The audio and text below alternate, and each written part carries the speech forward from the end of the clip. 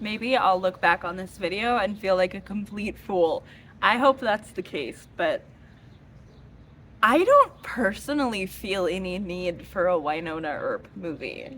And I would kind of consider myself to be somebody who liked Wynonna Earp more than the average casual fan. I mean, I wasn't a super fan by any stretch, but while it was still coming out, I was very deep in those trenches. I had a very short-lived Waverly-themed side blog, but I have never had the attention span to keep anything off of my main Tumblr, so that was only for a few months. But I have very rarely ever gotten to that level of investment with characters in almost anything else. I actually would love to make a deep dive into Wynonna Earp, sort of similar to what I did for my Lizzie Bennett video, but this is more of a chat. Obviously, if you have taken a look around my channel, you can tell I'm still new, so I am experimenting with a few different video types. This one I consider to be more like an info dump than my other video essays have been. I'm just kind of talking at you for a moment about something I care a lot about. So Wynonna Earp is a Canadian television show that I have constantly elevator pitched as, did you ever wish Supernatural kind of liked women? The main character, Wynonna Earp, is the heir to her father's curse, meaning that she has to put down, re-kill all of the revenants who come back to life every time the new heir Earp comes of age. She has been gallivanting around, ignoring her responsibility. It's a very classic chosen one doesn't want to be chosen situation. I love Wynonna as a character. She is horrible. She's mean, she's snippy, she's sarcastic, and I love her. She's great. She's really fun to watch. For me, though, the main draw of Wynonna Earp has always been dear sweet Waverly, who pushes the same buttons in my heart as Lydia in the Lizzie Bennett Diaries. She's so sweet. I already liked her and thought that she was cute before I knew that she was a lesbian. And then as soon as that started to unfold, oh boy, I was hooked. I am no longer the kind of lesbian who will love anything just because it does have a gay couple in it. But at the time that I first watched Wynonna Earp, I definitely was. And until I rewatched it a couple of summers ago, I kind of was afraid that that would be where it is in my head. I mean, for the first couple of weeks that it was out, I was really into Everything Sucks, and that's not something that I think I would still enjoy if I looked back at it. Similarly, I love What One Day at a Time is. I think it's a great show. I really enjoyed it at the time of my life when I would have watched it. It's not something I'm so interested in returning to just because I know I don't really like the laugh track. Either way, though, it like all kind of is in this same time bubble to me because of when it came out and where I was in my life and in the way that I engaged with things that I liked. Wynonna Earp is a show that began its life on a different channel that it ended its life on. The result of this is actually probably a whole video essay on its own about how the final season of Wynonna Earp completely elevates everything that came before it. Just like to make sure you're picturing it right, 3 seasons of this. You have this character who you know is just completely dying to drop an F-bomb, and she's not allowed to because of the network. She can say things like shit ticket and balls. And then suddenly it goes onto a different network. And for the final stretch of her episodes, she gets to swear as much as she wants. I think there's one F-bomb that gets to drop per season, much like how BoJack enforces that on itself, but in the case of Wynonna Earp, it was very clearly, okay, I mean, I'm gonna break this fucking curse is like a pretty badass line drop, but also they would have had her say fuck all the time if she could have. She just wasn't allowed to. The final season of Wynonna Earp is so good. And it's so good that I don't want a movie.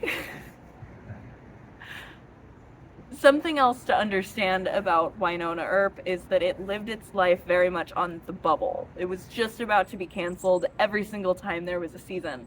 And this is a show, like a lot of the other shows that I mentioned, that had a pretty rabid lesbian fan base who would constantly come up with a new hashtag at the end of each season to put pressure on the network to renew it. Another network picked it up for a final season but wasn't interested in continuing with the characters, and I was upset with that at first, especially as I was watching that final season and just being blown away by how good it is. But we finally managed to get a pretty solid amount of conclusion. The thing is, Emily Andreas was forced into providing a conclusion to the storylines that she hadn't previously had to or gotten the chance to on her previous projects, which had been canceled. She was responsible for Lost Girl, for example, and we see a lot of the same themes and ideas. I mean, hell, even if you didn't like the characters in Wynonna Earp, guest stars in later seasons turned into just like a who's who of lesbian cameos, which is very fun. The thing is I am afraid that the showrunner knows how fun this is and will be so tempted to keep it going on forever that we're going to lose that bit of conclusion that we did get at the end of that final season. So I think I should probably get a job on that set with like a spray bottle so that anytime that she's like, well, we should leave this open so that when we pick the show back up, I can just be like, you said Doc and Wynonna were riding that motorcycle to pick up their baby. You better show me that baby on that motorcycle. There are so many things in the series finale that are so much more fun to think about than they would be to see. Like Doc and Wynonna riding off into the sunset on their motorcycle to go pick up their baby. Where are you gonna put it? You don't even have a car seat, and you're gonna buy a car seat and like put it on the motorcycle? I don't think that's safe. I know he's like an old-timey gunsman, but like maybe they should look into parenting classes before they go pick up the baby that's been being raised with the relative. Okay, so the main character is Wynonna, who I've already told you about. She has her lesbian sister, Waverly. We have Doc Holliday, like I said, old-timey gunsman. He's actually one of my favorite characters in anything.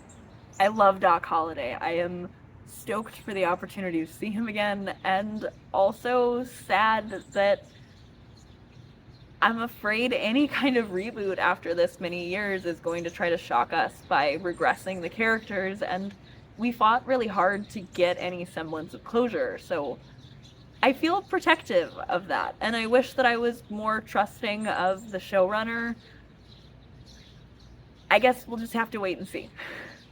Do you like these shorter videos? Are you interested in me holding off on tangents like this while I focus on longer videos?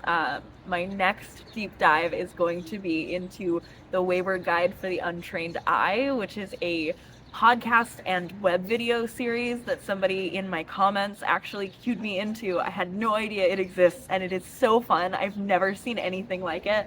One episode is a live action thing, and then one episode is a podcast of the same thing, and you can see the differences in what's real and how it's being presented. It has Mary-Kate and Ashley, not those ones, but the ones from the Lizzie Bennet Diaries, and it has Joanna from Emma Approved. It is fantastic so far. I'm only a few episodes in, but I just had a lot of thoughts banging around in my head about Wynonna Earp that I wanted to talk about. So I will go continue watching Wayward Guide for the Untrained Eye.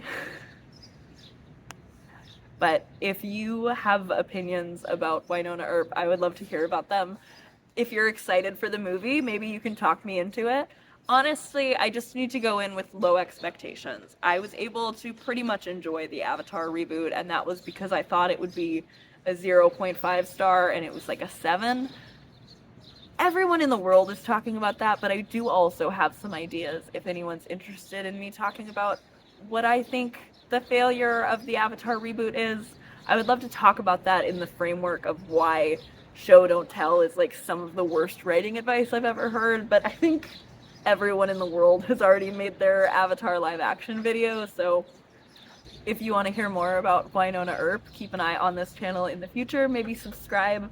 I am definitely planning on talking about the movie again for continuity's sake, since I have now publicly recorded my doubts. But I really hope that I am proven wrong and that it's a fun extension of the canon and that it's not a bridge to another series that will get canceled before it's finished.